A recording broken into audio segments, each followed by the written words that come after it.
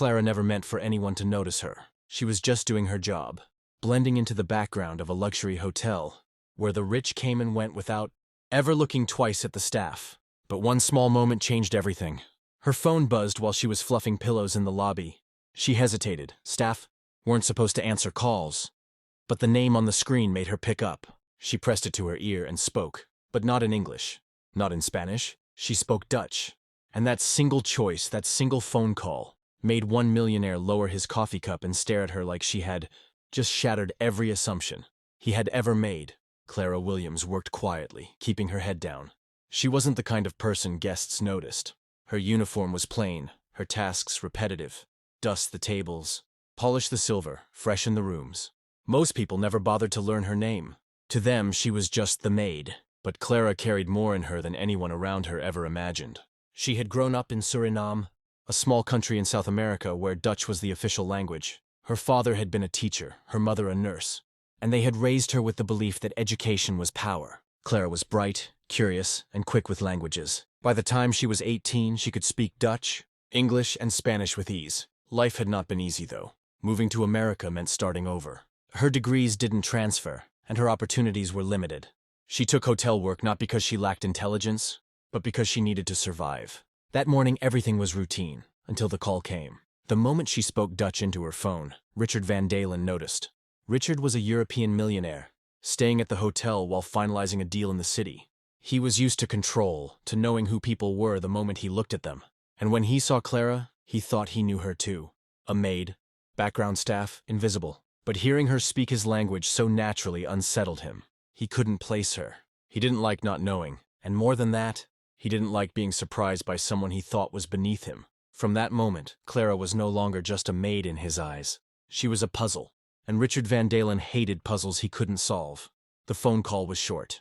Clara tucked her phone back into her pocket and went right back to work, unaware that Richard's sharp eyes were still on her. Later that day, as she pushed her cart down the hallway, a voice called out behind her. "Excuse me, maid." Clara turned. Richard was standing there, tall, polished, with a smile that didn't reach his eyes. He asked her to come clean his suite, though it had already been cleaned earlier. She nodded politely. Guests could request whatever they wanted. It wasn't her place to question.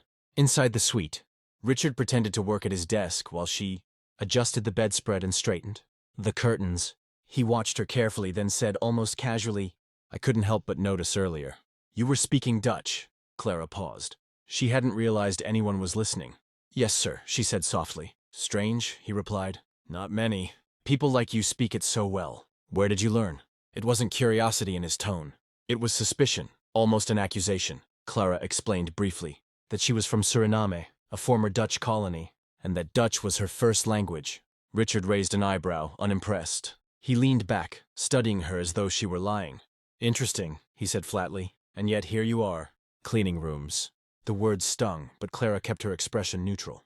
She had dealt with this before. The subtle jabs, the disbelief that someone like her could be educated, multilingual, intelligent. Richard wasn't finished. Over the next few days, he began requesting her specifically. At first, Clara thought little of it. But soon it became clear. He wasn't interested in housekeeping. He wanted to test her. He'd leave Dutch newspapers out, waiting to see if she'd glance at them. He'd make offhand comments about European politics, daring her to respond. When she did, thoughtfully and accurately, he smirked, as though her intelligence was some kind of trick. One evening, he even asked her to read a section aloud, just to hear her pronunciation. Clara complied politely, though inside she felt her patience wearing thin. To Richard, this was a game.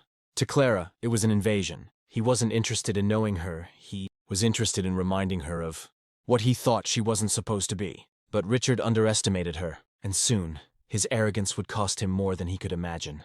It happened at a private dinner hosted in the hotel's ballroom. Richard was entertaining potential investors, showing off his wealth and influence. Clara, assigned to assist with service, kept to the background as usual. At one point, one of the investors, a Dutchman, struggled to explain something in English. Without thinking, Clara stepped forward and translated fluently, smoothing over the misunderstanding. The room went silent. The investors looked at her with surprise, then gratitude. But Richard's face darkened. He laughed it off quickly, telling his guests, "Ah yes, our staff here are full of surprises." His tone was dismissive, dripping with condescension. But the investors weren't fooled. They asked Clara a few questions, impressed by her knowledge and articulation.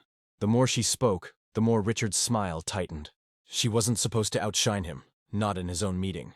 Afterward, he cornered her in the hallway. His words were sharp, low, meant to cut. He told her she had overstepped, that she was just a maid, and that she should remember her place. Clara listened quietly. Then, with a calm strength he hadn't expected, she replied, "Respectfully, sir, my place is wherever my work and my voice take me. That's something you can't control." Richard's jaw clenched. He stormed off, humiliated. But humiliation can be dangerous for a man like him. And the next morning, Clara found herself summoned to the manager's office, facing accusations of being unprofessional, of overstepping boundaries. Richard had filed a complaint. What he didn't know was that the investors from the dinner had already made their own calls, and one of those calls would change everything. The hotel manager sat stiffly, reading the complaint aloud. Clara sat silently, her hands folded, her heart sinking. She needed this job. Without it, bills would pile up, rent would be impossible. But before the manager could finish, the phone rang. It was one of Richard's investors calling directly. He wanted to speak about the young woman who had impressed us last night. The manager handed Clara the phone. The investor thanked her for her help, praised her fluency, and asked if she would be interested in a position with their company. They needed someone who could navigate multiple languages and cultural contexts, someone exactly like her. Clara was stunned. The manager looked stunned. Richard, who later heard about it, was furious. Within a week, Clara had resigned from the hotel. She accepted the offer, stepping into a role that finally valued her intelligence and skills. Richard, meanwhile, was left scrambling. His investors had grown cold toward him, unimpressed by the arrogance they had witnessed. Deals slipped through his fingers. His empire wasn't crumbling yet, but the cracks had begun to show. Clara walked away with her head high. She had not planned for any of this. All she had done was answer a call in her own language. But that single moment had revealed truths people like Richard tried so hard to ignore. That brilliance can exist anywhere. That dignity cannot be erased. And that respect cannot be demanded. It has to be earned. And as Clara moved forward in her new life, she carried one thought with her. Sometimes the smallest choices, like answering a phone call, can change the course of everything.